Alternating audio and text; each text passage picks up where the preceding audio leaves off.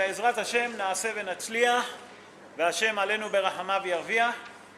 Everyone find it? We're the Megillah. We in chapter 4, verse 11. And here we see something very interesting. What's happening? Yes. 1256. Page 1256 at the Megillah, at the Art Scroll, sorry. I'm going to read in Hebrew, and then we're going to read in English. Everyone find it?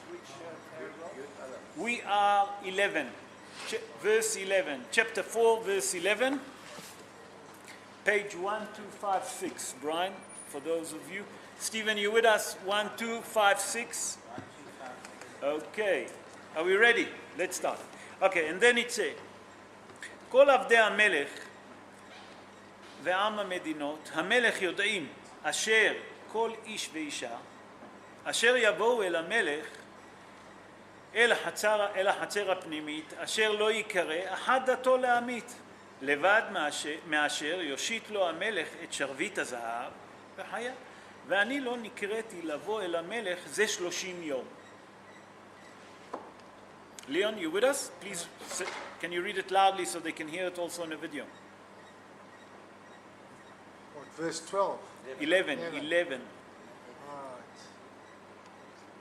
All the king's servants and the people of the king's provinces are well aware that if anyone, man or woman, approaches the king in the inner court without being summoned, there is but one law for him, and that he be put to death, except for the person to whom the king shall extend the gold scepter, so that he may live. Now that I have not been summoned to come to the king for the past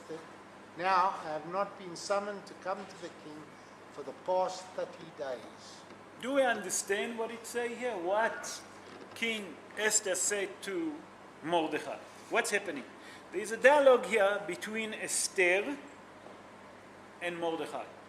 Mordechai asked her to approach King Ahasuerus to explain to him what's happening, the situation with the Jewish people. That to ask him, that's on the pshat of the dvarim, Rabota, on the pshat, that to ask the King Ahasuerus that maybe he will change the decree towards the Jewish people. So Esther answered Mordechai, you know the law. Whoever approached the law without the king, Ahasuerus, without a permission, the judgment is one, we know. And especially, and that's the key word, especially she said, I've been never summoned for 30 days. Why did Esther have to say 30 days? What difference does it make how many days she never been summoned? Do you understand the question here? The key word is 30 days. Rabotai, we read the Megillah, we just flew. We just float. It's nice to hear 30 days. But why dafka 30 days? Do you understand the question, Rabotai? So it's go like this. So, on a pshat of the dvarim, Esther said to him, I'm really frightened to go. Can I just ask you what? Yeah. Shut. Sorry? Shut. Yes. All right.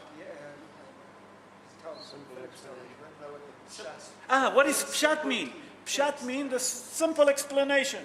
As you read it to understand it. That's pshat of the dvarim. Sorry, I really apologize. I was thinking, I take things for granted. If you don't understand, just stop me.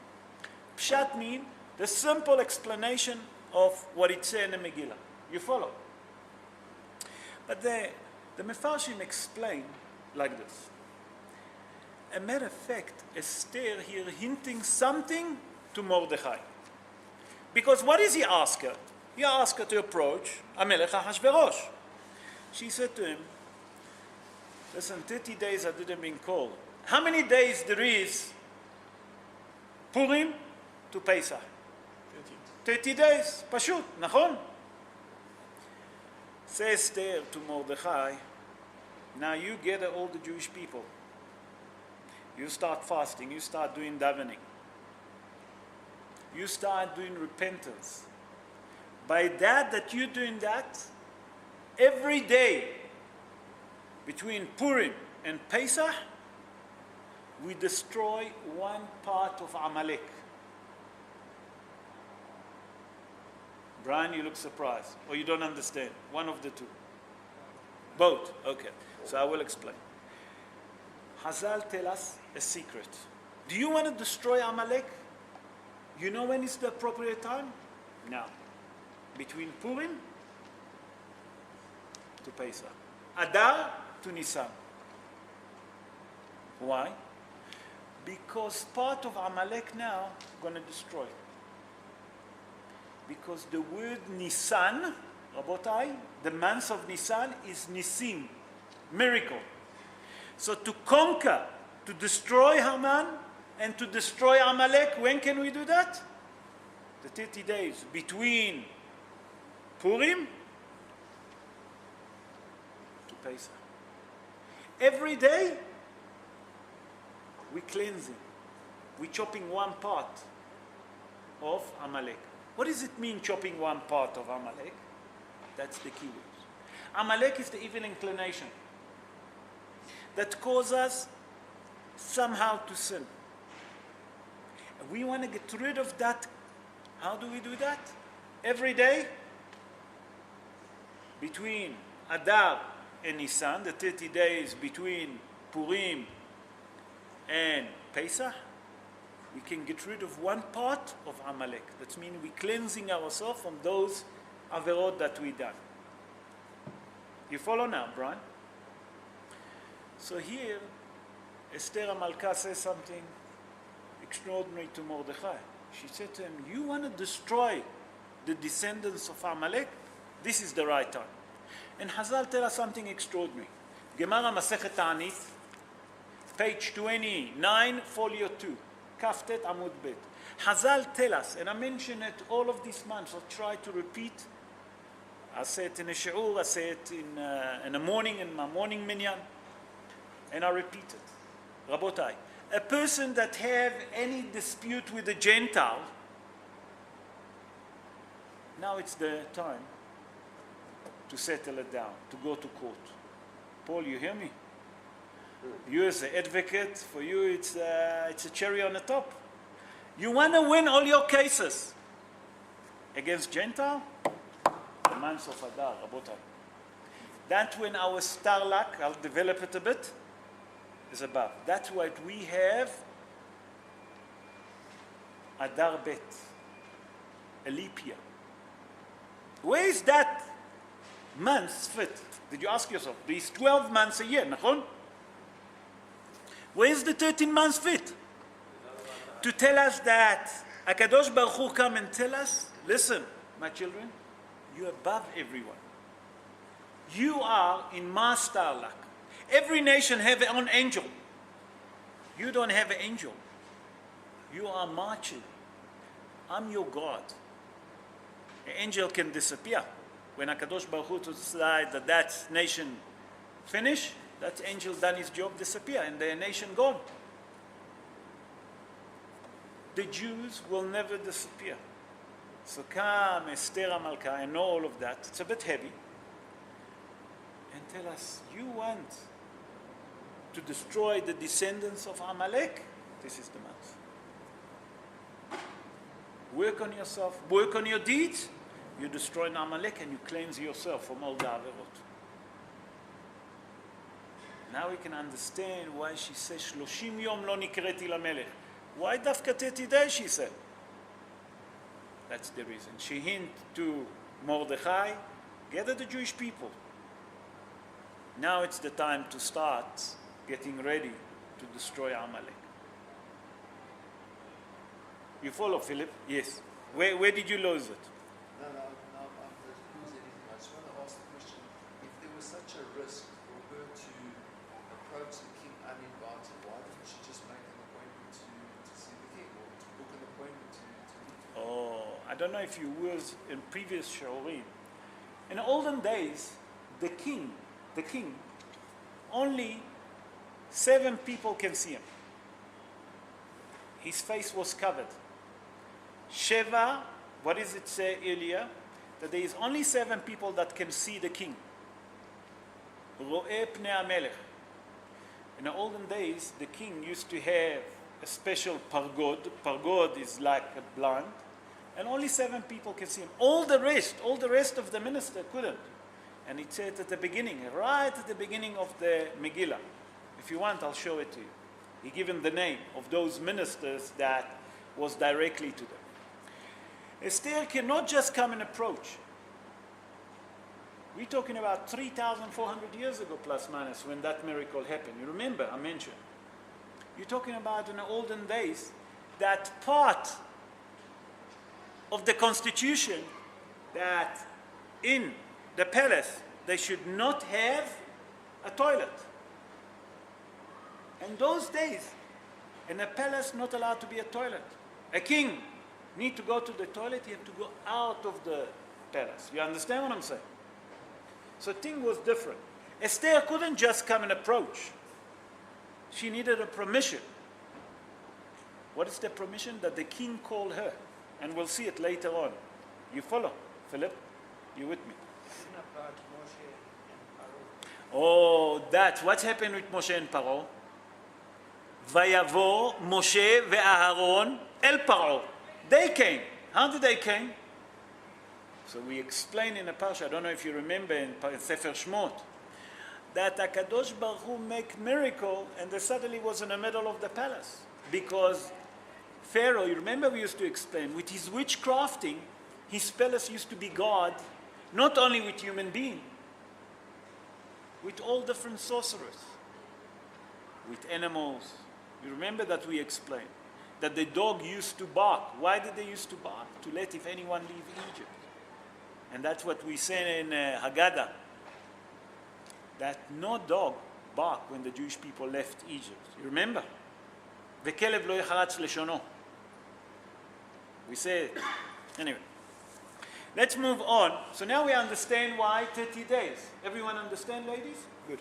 Let's move to chapter 5. And those 30 days had expired. Why? The 30 days between Purim to Pesach. But Those are the 30 days. From Esther's point of view, Yes. those 30 days had expired. No. She tell you now it's the time to start. Why? How do we know? What's happened? When did they hang Haman? When it was the Yortzeit of Haman? Tet Zayin Nisan. 16 of Nisan. The Yortzeit of Haman, when it was? 16 of Nisan. When is the Yortzeit of Vashti? Let's see if you know. If people will ask you. We're reading the Megillah. We should know. Vashti died on Shabbat. HaKadosh Baruch Hu punished her to die on Shabbat. Why Dafka Shabbat? No? Vashti used to take women and she make them a slave and they used to work for her. On Shabbos, she used to take Jewish women to work for her. HaKadosh Baruch Hu said to her, you treating my children like this? I don't want to tell you what else she done to those women. She forced them to work naked. HaKadosh Baruch Hu said, no problem. Measure for measure. The Yortzeit of Vashti is on Yom Kippur. Let's move on to chapter 5, verse 13. That's in page 1257. Okay? Verse 13. And look what it says. וכל זה איננו שווה לי בכל עת אשר אני רואה את מרדכי היהודי יושב בשער המלך. Simon, will you read for us loud? Yet all this means nothing to me, so long as I see that Jew Mordecai sitting at the king's gate. Do we understand what Haman's saying here? Haman's saying, according to the Pshat of Dvarim, that nothing, it's not worth it for me to kill all the Jews if Mordecai is not, if I can't get rid of Mordecai. Why? I mean, I don't understand why. Why is Haman was so specific that he wanted to kill Mordechai? Why is it so important? I mean, okay, he didn't bow down. But those that bow down, he still want to kill. Do you understand what I'm saying? You want to destroy. Haman was his slave. Okay, no. But what does one have to do? You're on the right track, I was thinking. But here Haman say, nothing. It's not worth it for me to kill all the Jews if I'm not going to get rid of one. And who is it? Mordechai. Yes, given. For sure, Haman Ha'agagi. Yeah, sure. He knew that he's from Amalek. We say it was 7 generations from Amalek. For sure. Okay, so why did he? But you're killing all the Jews. Mordechai is Jewish.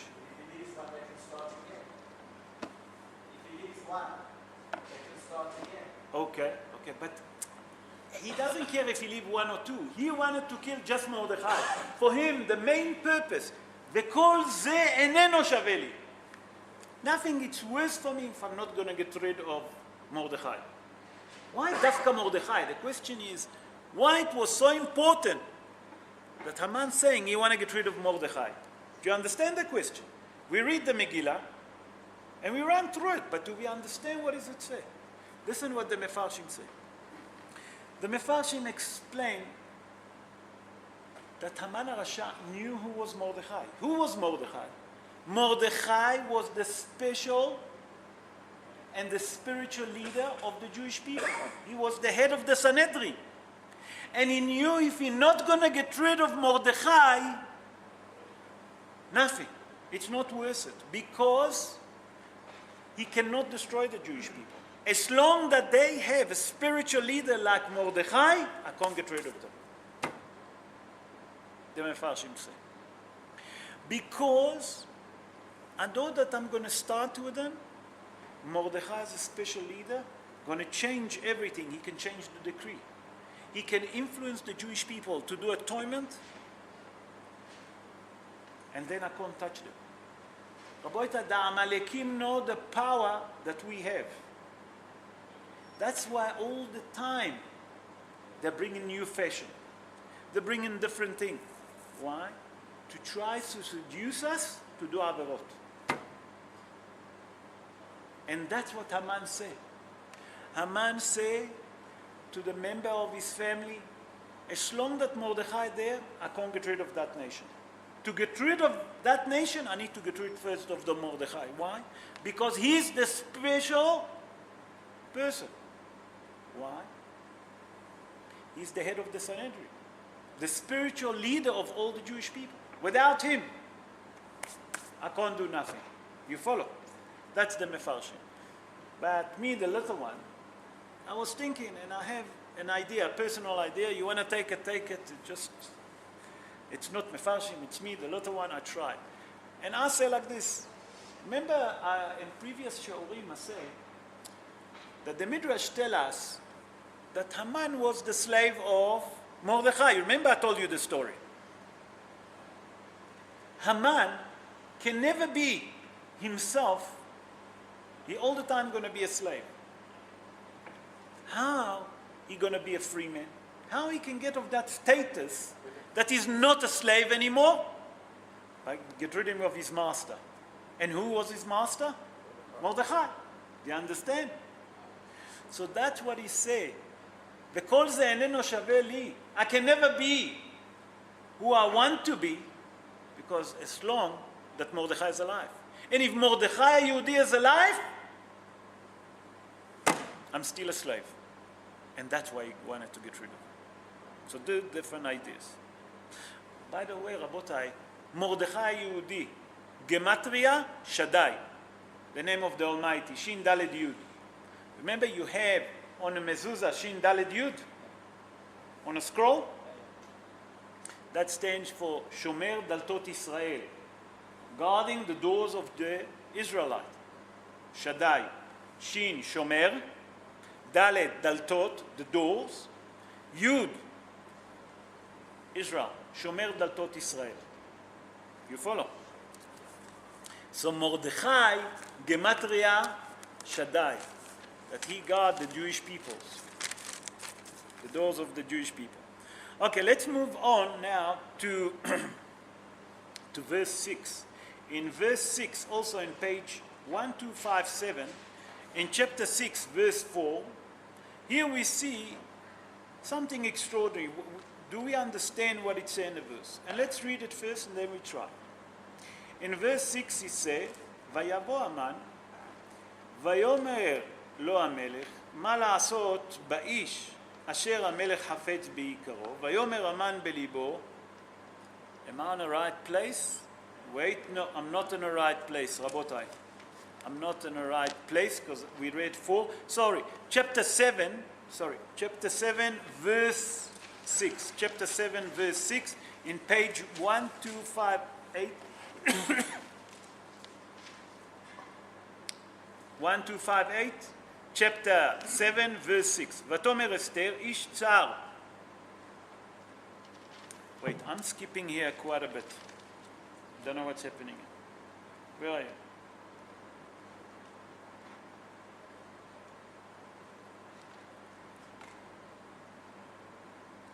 I think I was right.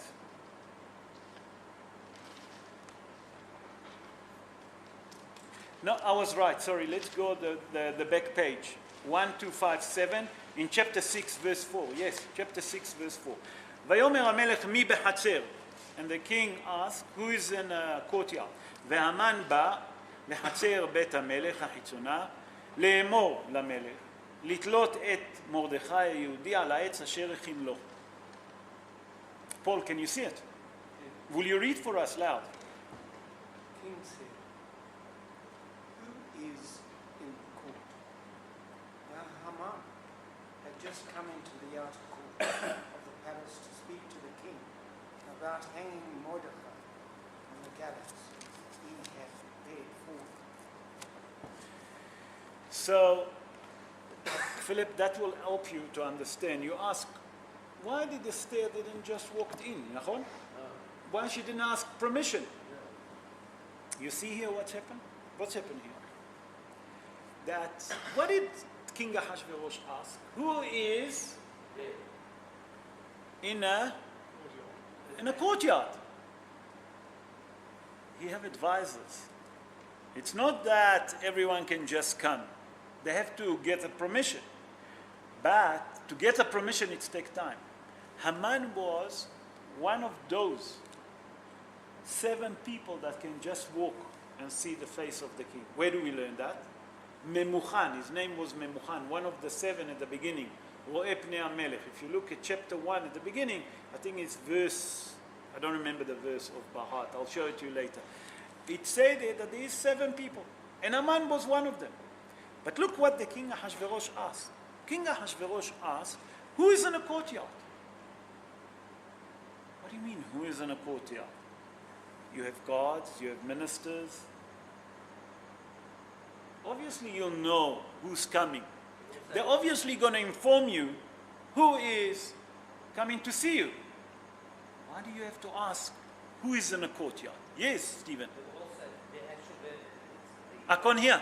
the verse in the outer court that should have said Haman was in the courtyard, and the king said, who is there? Who said that in a courtyard? Esther didn't say that. No, I was saying the verse should have said Haman was in the courtyard. The king should have said who is there. The verse should be No, but that's later on. That's later on. Let's go step by step. Wait. Here Ahasuerus, King Ahasuerus asked, who is in the courtyard? The minister said to him, Haman. Obviously it's Haman, because he needs to get a permission. It can't just everyone go to the king. Today no one can go to the president or the prime minister. You have fully bodyguard. You understand what I'm saying? So, Al-Sheikh HaKadosh, Rabbi Moshe Al-Sheikh, born in a city of Andripoli in Turkey 512 years ago. And he explained that verse, and he said like this. Ahasuerus here actually asking the ministers what's happened with Mordechai Yehudi? Mordechai Yehudi saved my life from Biktan Vateresh. You remember that we explained last week that they wanted to poison him. We explained why.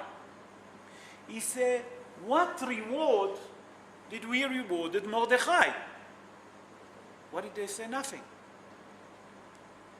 He said, what do you mean nothing? He said, no one rewarded Mordechai. So what did he ask? Who was in charge about my courtyard at that time? What did they say? Haman. Haman was the guy that was in charge, and he never rewarded Mordechai. Aha, in that case, you didn't reward Mordechai. And that's when the feeling of Ahasuerus already got better with Haman. And what's happened then? We know that he commanded Haman HaRasha to dress Mordechai like a king, to put him on a horse, and to walk all over the town and to scream. ככה יעשה למלך אשר, ככה יעשה לאיש אשר המלך חפץ ביקרו. So now we can understand what did he ask. Ahasuerus didn't ask just who's in the courtyard. Ahasuerus asked who was in charge on my courtyard on that day, and never rewarded Mordechai. It just happened from Shemaim that Haman came in that time. And what is the minister say? Haman, here he is. And that's what the Gemara in Masechet Megillah say. I think in page Tetvav or 12, I don't remember off by heart. What is it there? Hazal tell us who's Haman? Who memukhan? Lapur'anut mukhan. He always ready to get the club. But I want to share with you an idea. I don't know if you remember last week we said, how many days Haman was on the top? Like vice to Ahasuerus. How many days? 70 days. That's all. 70 days, not more than that. So now we understand why Ahasuerus asked, who's in the courtyard? What does it mean, who's in the courtyard? Who was in charge in the courtyard and never rewarded Mordechai? Let's move now to chapter 7, verse 6. Sorry. Now we're going to chapter 7, verse 6 in page 1258. Page 1258. And there it says like this. ותאמר אסתר, איש צר ואויב, המן הרע הזה. והמן נבעט מלפני המלך והמלכה. Philip, will you read loud, please? And Esther said, in adversity and enemy, the wicked Haman trembled in terror before the king and queen. Okay, so in English it's a bit different. Because it says here, Haman hara hazeh, the word zeh. That means Esther made a feast. And she invited Ahasuerus and Haman. And Esther told King Ahasuerus what's happening with the nation. Now Esther starting to reveal her nation, start to reveal who she is. And she said to her King Ahasuerus, there is one man that's trying to destroy me, my nation, and all the people of my nation. Ahasuerus asked her, who is that? Mi uzeh ve'ezehu. Like he doesn't know. He done the deal himself. Hazal say that Esther say Haman. But first she wanted to appoint to Ahasuerus. Hazal say in the Midrash, an angel came from heaven and pushed her finger to point at Haman. And what did she say? Haman hara azeh. That wicked Haman. And the Mefarshim immediately jump and ask, we don't understand. That Haman? Why do you have to say that Haman? How many Hamanim was that you know beside this Haman? Not only that, how many Hamanim was on a feast? Was only one. Why did she have to say that Haman? Do you understand the question? Because it says Haman הרע הזה. In English it doesn't say that Haman, the wicked Haman, but in Hebrew it says. And that's what I always say. You have to be careful when you read English. To understand it properly, you have to understand the Hebrew first. So the Mefarshim ask, why she say Haman hara hazeh, that wicked Haman? Do you understand? Do you know about any other Hamanim that was? We don't know. Nachon? No. And especially on the feast, wasn't any other Haman. Do you understand me, ladies? So listen how the Mefarshim explain. The Mefarshim explain something extraordinary. Here, Esther hinting to the king Ahasuerus and to Haman and to the Jewish people. Two messages. One message, but it's two messages. Esther saying to King Ahasuerus and to Haman, I know in every generation there is Haman, there is Amalek that try to destroy us. In every generation there is Amalek. Imah Shemo Hitler tried to destroy us, נכון? Hamanitsky and his friend, the Spanish Inquisition. In every generation there is Haman. She said to him, in that time that I'm a queen, you are the Amalek that tried to destroy us. And you, I need to get rid of you first. But that's the message to Haman, that she knows who's Haman. And she said to him, Haman hara hazeh, with you, I need to finish the deal. And she finished with him. But she sent us a message. Because she knew that people will come and they say, listen, it was beautiful, the miracle of Purim was beautiful, but it's happened 3,400 years ago. What do I need to fast the fast of Esther? What do I need to celebrate Purim? Esther said to us, in every generation, there is Amalek that tried to destroy us. And this generation, you know who is it? Iran. You see what's happening with Iran? Yes, Paul. Does the name Haman have anything to do with the derivation from Haman? Not that I know. Ham and Yafet. Ham. Can I explain to you later? I don't want it on a video. I'll explain to you later. Please come after that. I'll explain to you who was Ham. Okay? So here Esther telling Haman, I know that in every generation there is one that tried to destroy us. But this generation that I live, I need to get rid of you. You're the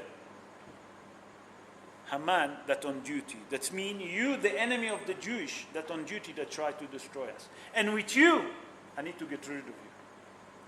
Yes, Philip. But she originally pointed, she was about to point at Ahasuerus. That's right. And the angel come and move it to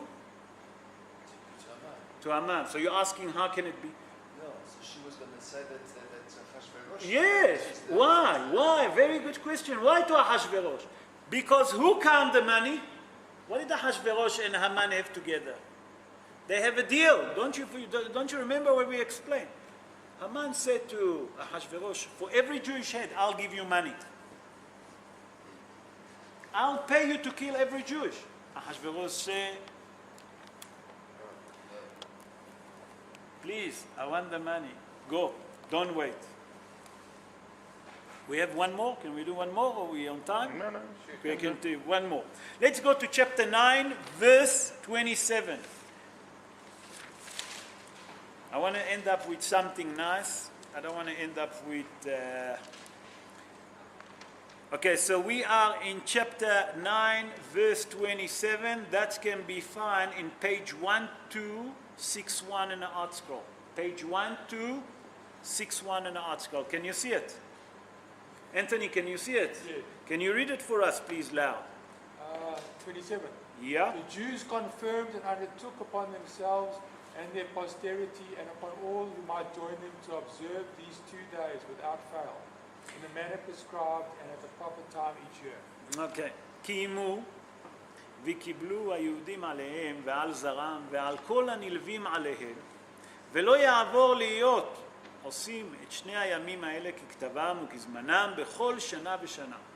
Here, Mordechai and Esther write that the festival of Purim will never disappear.